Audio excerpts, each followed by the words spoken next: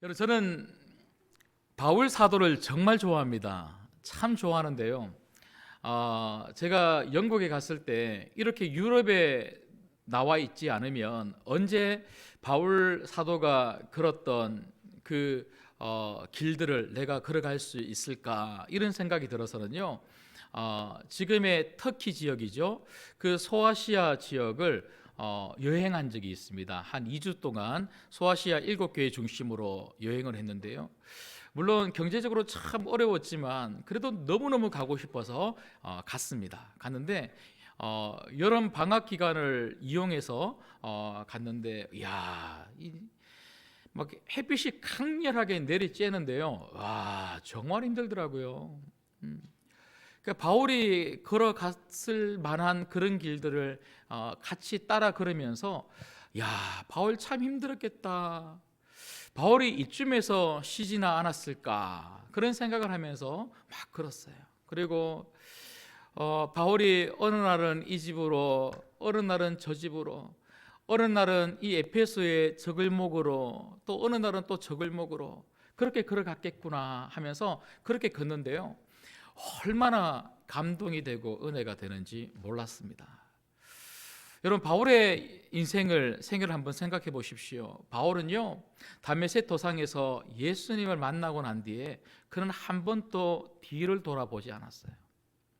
앞을 바라보면서 오직 예수, 그리고 그 복음을 전하기 위해서 어떤 어려움과 힘듦과 핍박과 공고함과 환난이 있어도 그는 결코 주저앉아 있지 아니하고 뚜벅뚜벅 주님을 위해서 살았던 사람이 바로 바울입니다.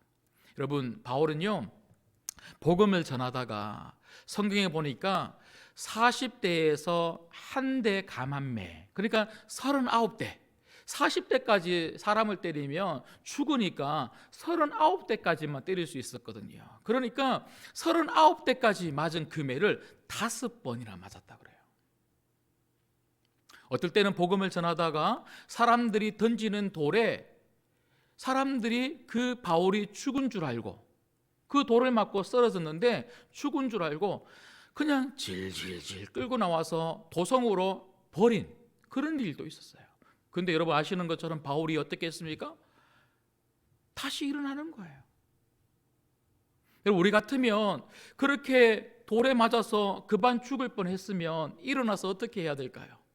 무서워서 도망가거나, 나 이제 도저히 못하겠다 하고 고향으로 가거나, 아니면 병원으로 가서 치료를 받거나 그렇게 해야 될 텐데, 바울은 그렇게 하지 않았어요. 일어나서 다시 자기에게 돌을 던진 그 사람들에게 갑니다. 그리고 그들에게 또 복음을 전했어요. 어떨 때는 복음을 전하러 가는 길에 배가 파손이 되어서 그 바다에 빠져 죽을 뻔한 적도 있었습니다. 배고픈 것은요, 그냥 매일 배고파서 매일.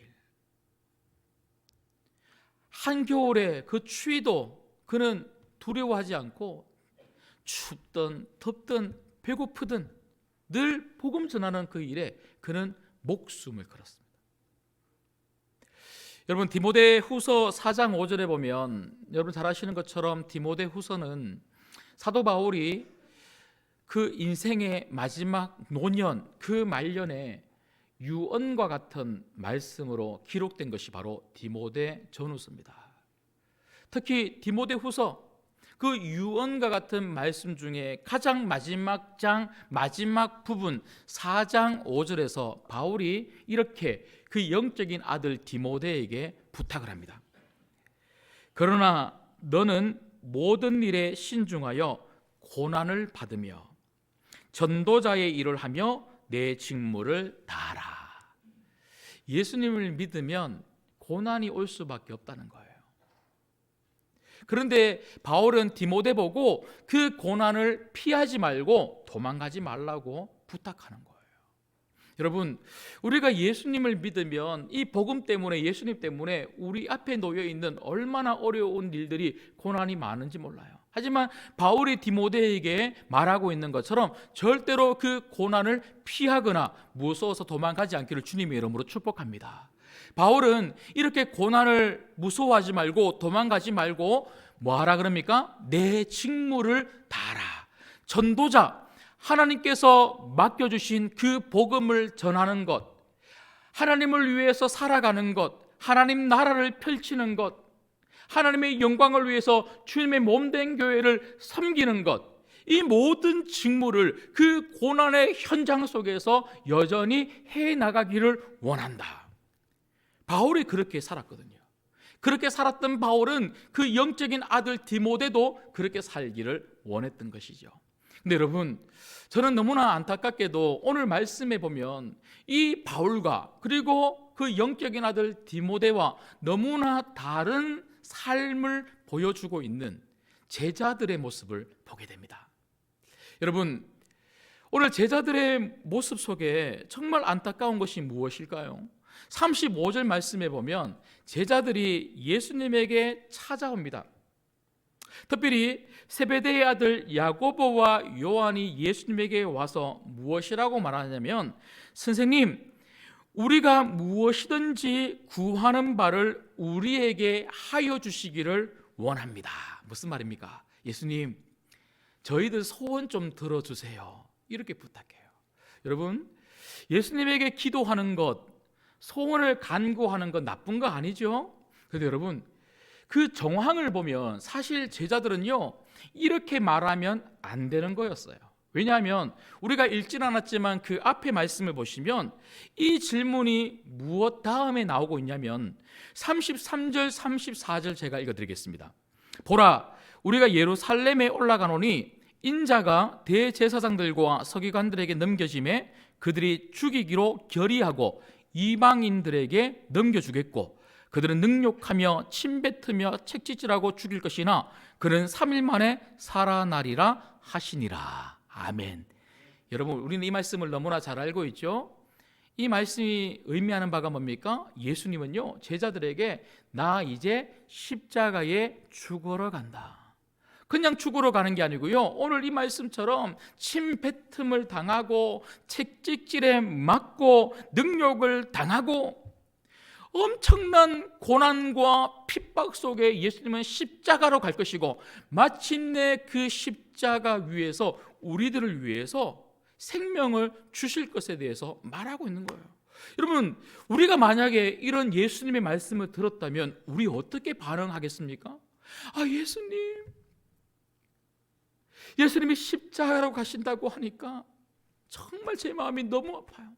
하지만 예수님이 십자가로 가신다면 우리도 예수님 따라가 예수님이 정말 그 십자가 앞에서 죽으실 때에 우리도 우리의 목숨 함께 내어놓겠습니다 하고 같이 울어야 되는 거 아닙니까? 그런데 오늘 말씀해 보면요, 이 말을 들었음에도 불구하고 제자들은요, 예수님에게 나 지금 십자가 간다, 죽으러 간다 이렇게 말하고 있는데 그것은 전혀 아랑곳하지 않고 관심이 없는 거예요. 그리고 예수님에게 뭐라고 이야기하냐면, 예수님, 저희들 소원 좀 들어주세요. 소원 좀 들어주세요. 여러분, 이들의 소원이 무엇입니까? 오늘 말씀해 보니까요, 예수님은 너희들이 어떻게 내가 지금 십자가로 간다고 죽으러 간다고 이야기했는데 나한테 그렇게 이야기할 수 있니? 소원 들어달라고 그렇게 어떻게 말할 수 있니? 그렇게 예수님이 책망을 하신 게 아니고 예수님 참 따뜻한 분이세요. 오늘 말씀해 보니까요, 36절에 보니까 그래, 너희가 무엇을 주기를 원하느냐, 너희의 소원이 무엇이냐라고 물어봅니다. 그때 37절에 보니까 이렇게 대답하죠. 여짜오되 주의 영광 중에서 우리를 하나는 주의 우편에 하나는 좌편에 앉게 하여 주옵소서. 이건 무슨 말입니까? 예수님, 우리 좀 높여주세요. 예수님, 저희들 한 명은 좀 국무총리를 시켜주시고 한 명은 장관을 시켜주세요 하고 지금 자리를 원하고 있는 거예요. 자리를. 여러분, 이 제자들은요, 예수님이 십자가로 가신다는 것이 무엇인지 그 의미를 제대로 몰랐던 거죠. 제자들의 늘 관심은 예수님이 이스라엘의 회복, 정치적으로 회복시켜 줄 것을 그들은 늘 관심을 가지고 기대하고 있었어요. 아, 우리 예수님 이스라엘의 왕이시다.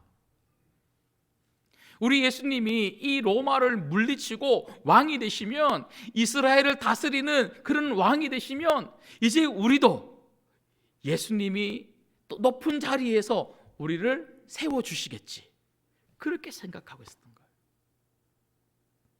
그런데 여러분, 예수님의 관심은 무엇입니까? 예수님은요, 그런 데 전혀 관심 없어요.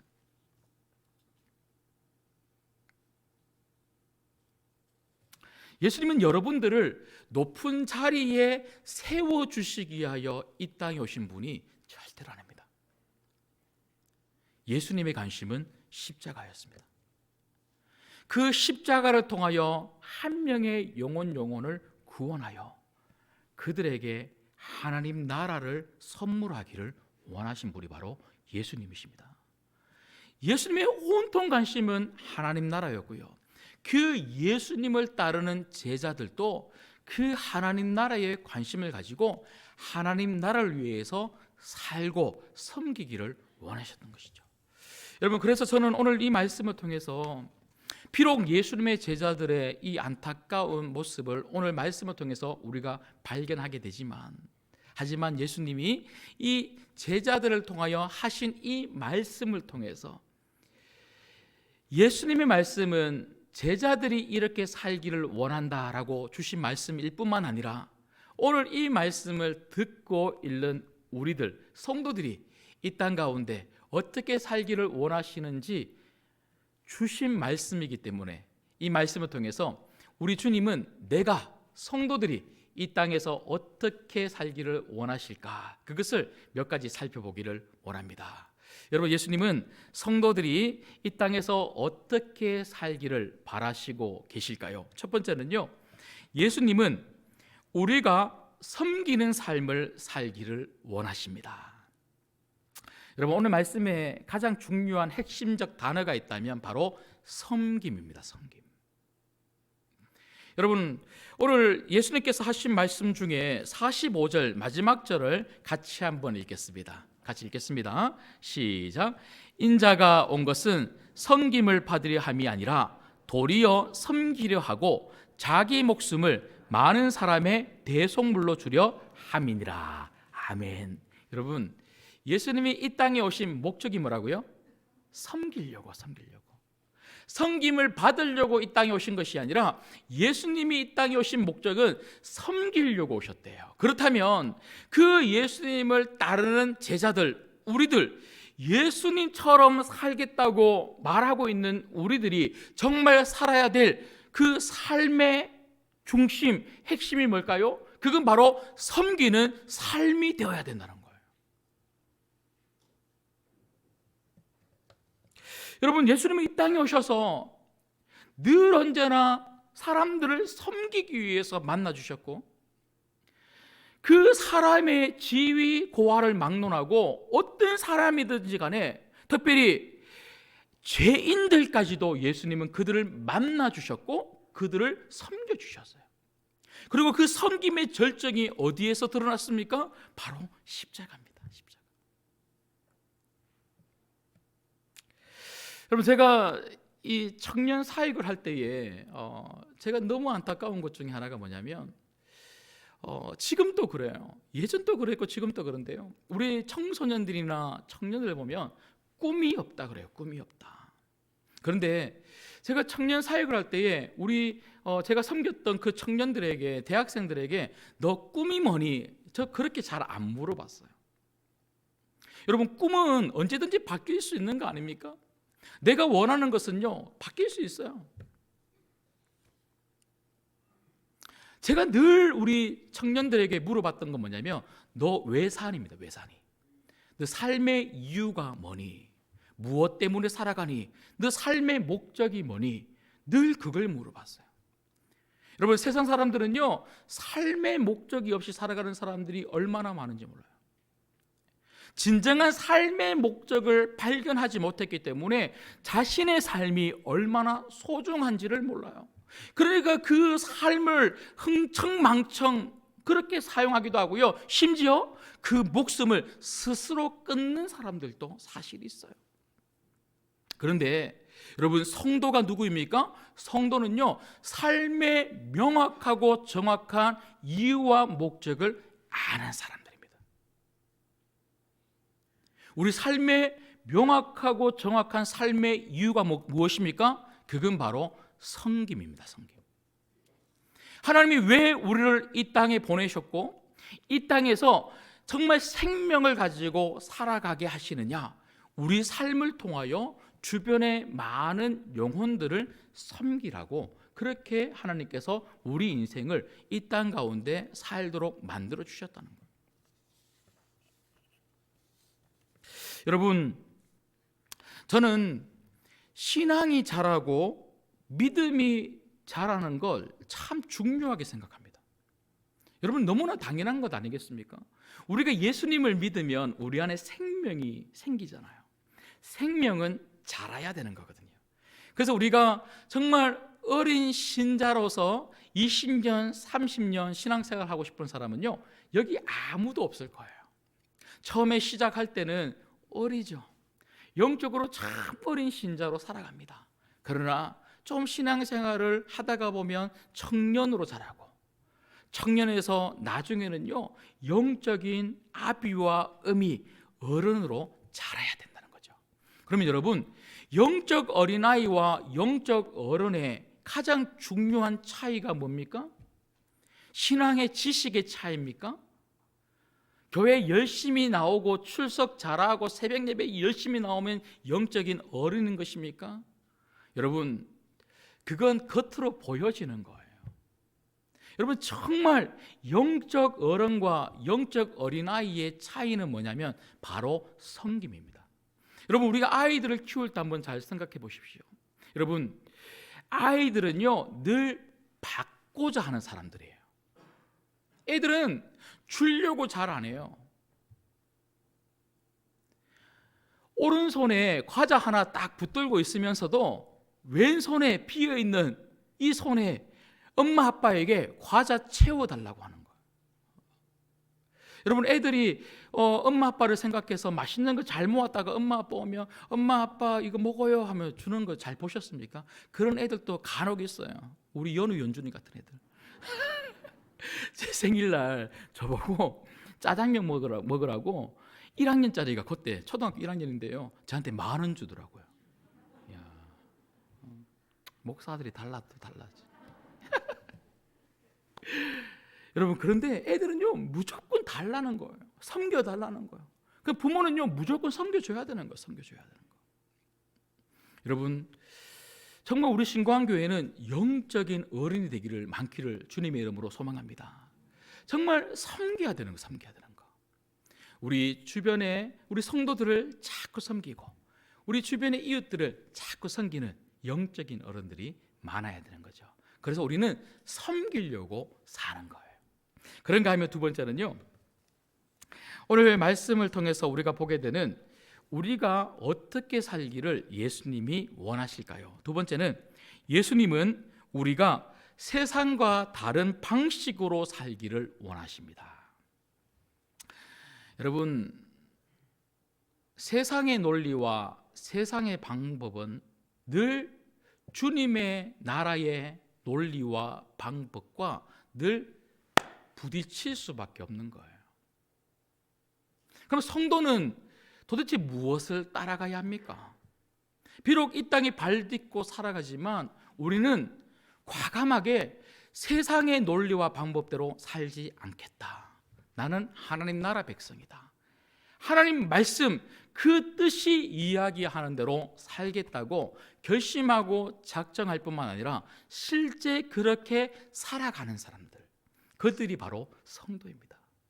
근데 요즘 교회를 보면요 자꾸 세상의 이야기를 가지고 와서 세상이 이런데 왜 교회는 이렇게 안 합니까? 이렇게 이야기할 때가 있어요. 물론 여러분, 세상의 좋은 것들을 교회가 받아들이고 그리고 교회가 세상의 좋은 것들을 가지고 교회가 그러한 것을 가지고 정말 교회 안에서 잘 접목하는 것도 참 중요하죠. 그러나 여러분, 성도는 잘 분별해야 돼요. 분별해야 돼요. 특별히 여러분, 세상의 논리와 세상의 방법이 무엇입니까?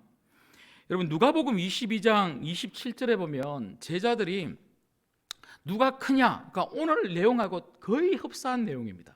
제자들은요 한두 번 그렇게 싸운 게 아니고 늘 싸웠어요. 늘 누가 크냐, 누가 예수님의 오른팔이 될 거냐, 누가 왼팔이 될 거냐, 누가 나중에 예수님 왕이 되면 국무총리가 될 거냐, 이런 걸로 늘 싸웠는데, 그렇게 싸우는 제자들을 향해서 예수님이 뭐라고 말씀하시냐면 누가복음 22장 27절에 이렇게 말씀하십니다. 앉아서 먹는 자가 크냐, 섬기는 자가 크냐? 앉아서 먹는 자가 아니냐, 그러나 나는 섬기는 자로 너희 중에 있노라. 여러분 이게 무슨 말입니까? 세상 사람들은요 앉아 있기를 원한다는 거예요. 그리고 앉아서 대접받고 싶은 거예요. 그리고 세상 사람들이 볼 때는요 앉아서 대접받는 사람들은 성공한 사람이고, 서서 음식을 나르면서 대접하는 사람은 아직 성공을 못한 사람이다, 이렇게 생각한다는 거예요. 그러면 대접하는 사람 입장에서는요 어떤 마음이 들까요? 나도 성공해서 앉아서 대접받아야지. 서서 대접하는 사람들이 늘 앉는 저 자리를 늘 선망하면서 늘 저 자리에 내가 언제 가나 저 자리에 가려고 살아간다는 거예요. 그런데 이게 세상 사람들의 논리고 세상 사람들의 삶의 방식이지만, 섬김을 받으려고 성공하려고 하고, 섬김을 받으려고 돈 벌려고 하고, 섬김을 받으려고 좋은 학벌을 가지려고 하고, 섬김을 받으려고 회사에서 더 높은 직급에 올라가려고 하지만, 오늘 예수님은 뭐라고 말씀하고 계시냐면 예수님은 서 있는 섬기는 자다, 이렇게 말씀하고 있는 거예요. 여러분 이게 무슨 말일까요? 하나님 나라의 논리와 세상 논리는 다르다는 거예요. 하나님 나라에서는요 앉아있는 사람보다 서 있는 사람이 성공하는 사람이라는 거죠.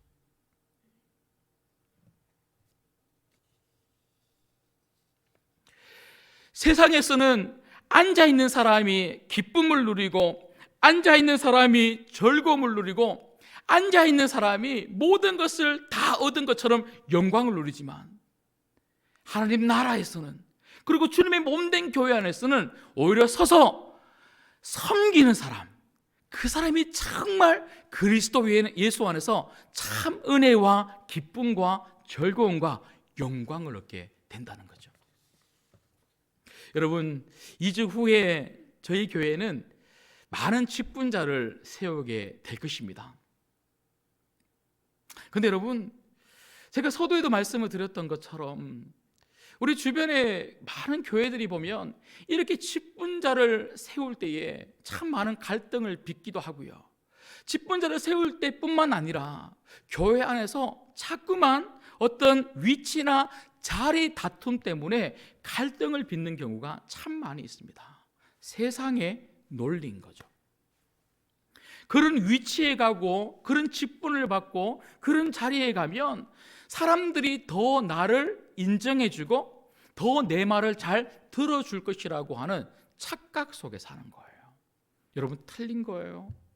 여러분 직분을 받는다는 것, 직분뿐만 아니라 교회 안에서 어떤 직책을 맡는다는 것, 전부 다 무엇을 이야기하는 것입니까? 섬기겠다는 거예요. 2주 후에 직분을 받는다는 것은요, 정말 피택 장로님이 되시고 피택 권사님이 되시고 피택 안수 집사님이 되신다는 것은요, 정말 주님의 몸된 교회와 하나님 나라를 위해서 내가 제대로 한번 섬겨보겠다, 이런 마음이 그 투표 가운데 있어야 한다는 거죠. 제가 이런 말을 하면 대상자들은 오늘 마음으로 목사님이 작정하고 설교 준비했구나. 아닙니다. 이 본문을 제가 정한 거 아니에요. 순서대로 하나님이 정해주신 거예요. 저는 하나님 말씀을 그저 대언할 뿐입니다. 여러분, 그래서 교회 직분론의 가장 핵심적인 원리는 더 많이 섬기라는 하나님의 부르심입니다. 제가 적어놓고도 참 멋있네요. 제가 다시 읽어드릴게요. 교회 직분론의 핵심적인 원리는 더 많이 섬기라는 하나님의 부르심입니다. 여러분, 2주 후에 세워지실 분들뿐만 아니라 특별히 우리 교회에서 직분을 받고 계시는 많은 우리 중직자들과 그리고 다양한 부서와 전도회와 그리고 다양한 모임에서 직책을 맡고 계시는 모든 분들, 하나님이 섬기라고 그 직책 주시고 그 직분 주시고 그렇게 불러주신 줄 믿습니다. 그래서 정말 우리 교회 안에서 열심히 섬기고 헌신할 뿐만 아니라 우리 교회가 주변의 많은 이웃들에게 나누어주고 베풀고 섬김으로 말미암아 하나님 나라의 원리대로 살아갈 수 있는 모든 성도들 되기를 주님의 이름으로 축복합니다. 마지막 세 번째는요, 예수님은 우리가 어떻게 살기를 원하실까요? 예수님은 우리가 복음을 전하며 살기를 원하십니다. 여러분, 저는 전도사가 되고 처음 맡았던 부서 중등부, 고등부, 그 첫 교회 중등부, 고등부에서 아이들을 3년, 4년 같이 하면서 제가 매주마다 학교에 신방을 가요. 요즘은 좀 그게 어려운데요. 그때만 해도 학교 이렇게 마음대로 들어갈 수가 있었거든요. 그 신방을 가면 우리 학생들 이렇게 쉬는 시간, 점심 시간에 모아서는요, 김밥을 사주기도 하고 떡볶이를 사주기도 하면서 빨리 먹게 하고 난 다음에 국기 개항대 앞에서 같이 모이거든요. 그래서 국기 개항대 기도회를 해요. 그러니까 국기 앞에서 딱 모여서 같이 식사하고 서로 이야기를 또 나누기도 하고 또 말씀 전하고 같이 기도하는데, 기도를 하고 난 다음에 뭐 교회를 위해서 기도하기도 하고 가정을 위해서 기도하기도 하고 학교를 위해서 기도하기도 하고 또 공부 잘하게 해달라고 기도하기도 하고, 여튼 그런 기도를 하고 난 다음에 항상 저희는 구호를 외치면서 마쳤거든요. 그 구호가 뭐냐면, 애들은 무조건 남주자 이것만 하면 돼요. 그럼 제가 공부해서 그러면 걔들은 남주자 그래요. 그리고 돈 벌어서 그러면 남주자 그래요. 그리고 제가 성공해서 그러면 걔들은 남주자 그래요. 남주자. 한번 해볼까요? 자, 제가 말을 하면 여러분들은 무조건 남주자 그러면 됩니다. 건강해서, 행복해서, 화목해서, 돈 벌어서, 성공해서, 남주자. 그런데 제가 우리 아이들에게 남주자 하고 이렇게 끝을 맺는 게 아니고요, 제가 그렇게 구호를 외치고 난 다음에는 항상 무엇으로 제가 끝을 맺냐면, 얘들아, 우리는 그냥 세상 사람들처럼 자선을 베푸는 사람들이 아니야.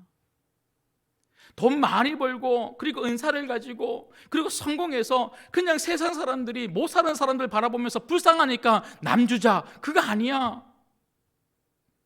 우리가 주는 이것을 통해서, 베푸는 삶을 통해서 예수님이 드러나야 돼. 우리는 예수님 전하기 위해서 남주는 인생을 살아야 돼. 너희의 남주는 인생을 통해서 예수님 믿게 만드는 이 복음을 전하는 그런 통로가 되었으면 좋겠다. 제가 그런 말을 많이 해요. 여러분, 오늘 또 45절 다시 한번 보십시오. 45절 보시면요, 예수님께서 이렇게 말씀하시죠. 인자가 온 것은 섬김을 받으려 함이 아니라 도리어 섬기려 하고 자기 목숨을 많은 사람의 대속물로 주려 함이니라. 아멘. 여러분, 예수님이 이 땅에 섬기러 오셨대요. 그런데 예수님이 하시는 말씀이 뭐냐면, 그 섬김의 이유와 목적이 뭐냐면 바로 대속물로 주려고. 여러분, 십자가 위에서 예수님은요, 단지 우리가 불쌍하니까 돌아가신 게 아니에요. 이 땅에 오셔서 수많은 일을 행하시면서 그냥 아픈 사람 불쌍하니까, 눈먼 사람 불쌍하니까, 앉아있는 사람 불쌍하니까 그들을 치유해 주신 게 절대로 아닙니다. 예수님은요, 그들의 영혼을 구원하기 위하여 그들을 치료해 주신 거예요. 여러분, 지금까지 살펴본 말씀을 한번 보십시오. 그리고 특별히 사복음서를 한번 보십시오. 언제나 예수님의 치유의 이야기 다음에는 구원의 이야기가 같이 가고 있어요.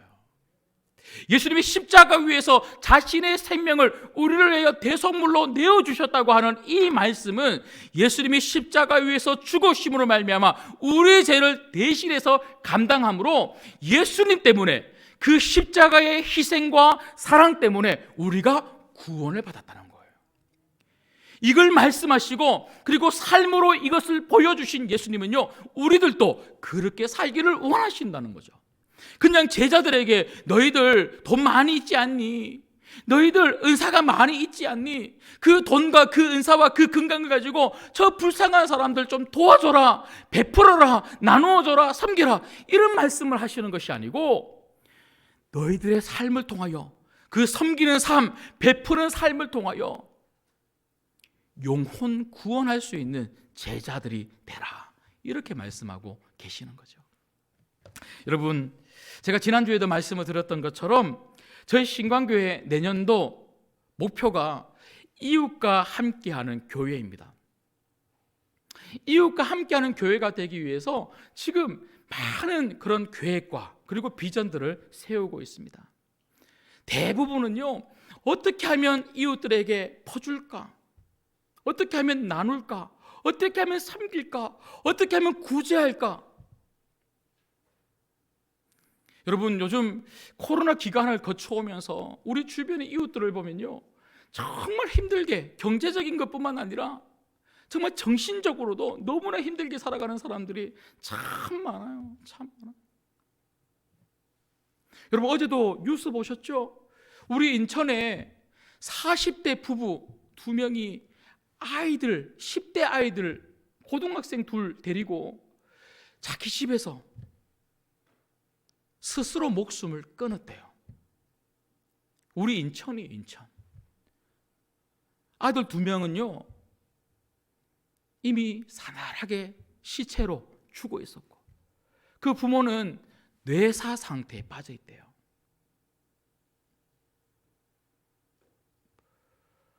여러분, 우리가 인천 전체를 책임질 수는 없다 할지라도 적어도 우리 교회 주변에 있는 분들은 이런 일이 일어나지 않도록 우리가 기도할 뿐만 아니라 좀 도와주어야 되지 않겠습니까? 물론 알고 있습니다. 우리도 힘들다는 거 알고 있습니다.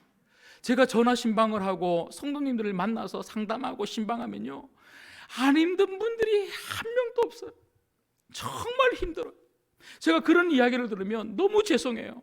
목사로서 기도할 수밖에 없고 뭔가 좀 도와드리고 싶은데 그저 기도하겠습니다 하고 기도만 하는 제 자신이 너무 죄송해요. 그런데도요,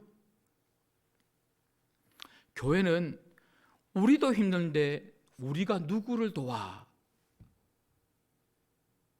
절대로 그렇게 말하는 공동체가 아닙니다. 아무리 우리가 힘들어도 우리보다 더 힘든 사람들 세상에 수두룩 빽빽합니다.